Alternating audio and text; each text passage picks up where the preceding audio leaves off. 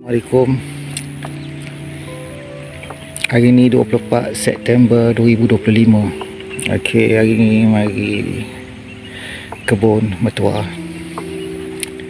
Tengok apa baru lepas bajet tanah buat stay batas.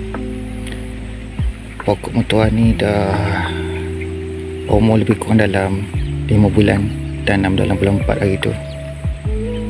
Okey, apa ni pembesaran tu biasalah, ada besar kecil, bergantung pada kualiti anak.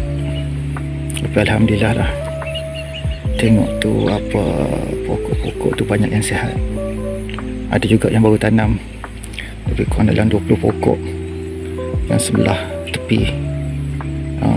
Asalnya yang sebelah tepi sana tu mula-mula tu nak buat tanam pokok kelapa, tapi bila fikir balik, takut bila sebelah sana orang buat kebun, ialah sebelah sana tu luk getah. Begitu juga yang sebelah sini luk getah juga. Kalau dia orang dah tanam getah, mesti pokok kelapa tu akan jadi kurus tinggi. Jadi saya putus